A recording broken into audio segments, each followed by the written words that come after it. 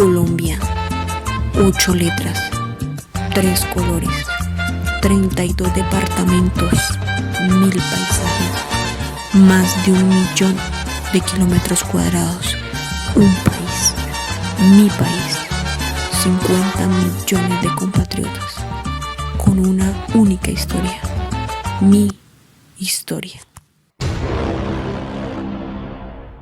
Si bien toda mi vida he sido una apasionada por mi tierra, por Colombia, admiradora de su belleza, de su gente, de su talento y de su humildad, pero claro, también de su pasado. Aunque la verdad siempre creí que nunca iba a conocer toda la verdad detrás de la historia, por pensar que estaba reservada solo para aquellos que les tocó vivirla. Yo conocí tan solo una pequeña parte de la historia de mi país, esa parte que nos muestran en las series, en las películas, en los noticieros, y cómo olvidar los momentos históricos que en las clases de historia del colegio nos hicieron grabarnos de memoria.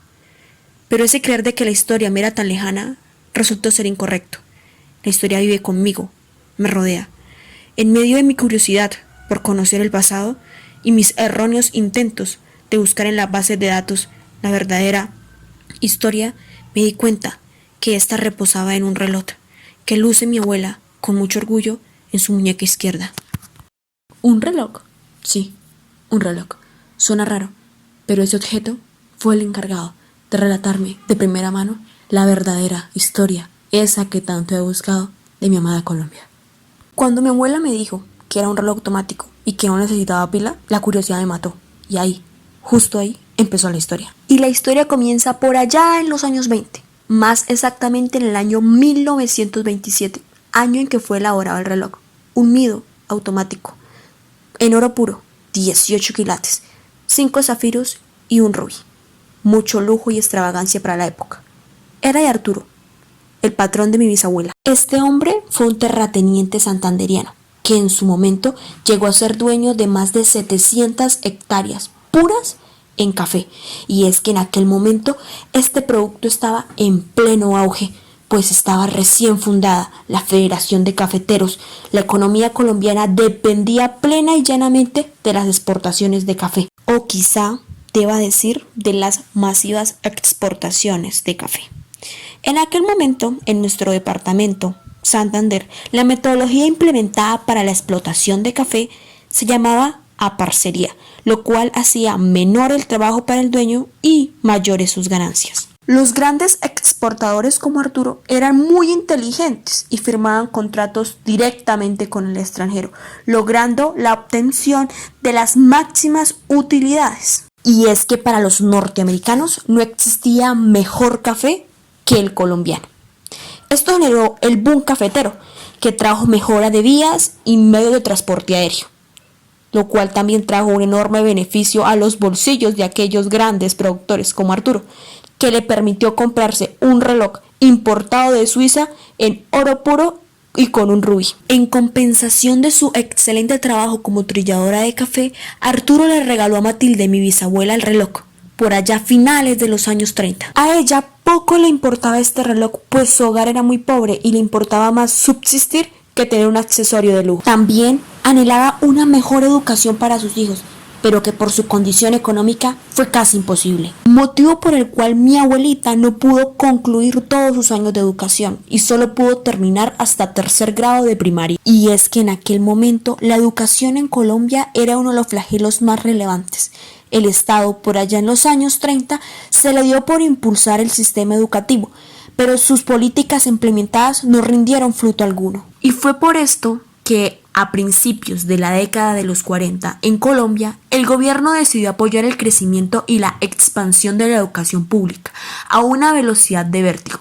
Fue tan rápida su expansión que fue imposible mantener la calidad de la misma, ya que la planta de docentes de aquel momento contaba con una muy baja formación académica, que trajo como única consecuencia un largo periodo de tiempo de desigualdad educativa, debido a que la verdadera calidad de educación se centró en las privadas, que de hecho eran muy costosas. Esta problemática tan solo no afectó a mi abuelita, sino también a miles de niños como ella que en aquel momento soñaban cuando grandes ser doctores, médicos, arquitectos, ingenieros, pero que por su condición económica vieron imposible hacer realidad todos sus sueños. Con el tiempo, mi abuela fue la heredera de aquel objeto de lujo. Ella también decidió casarse. Tal vez no fue su mejor decisión.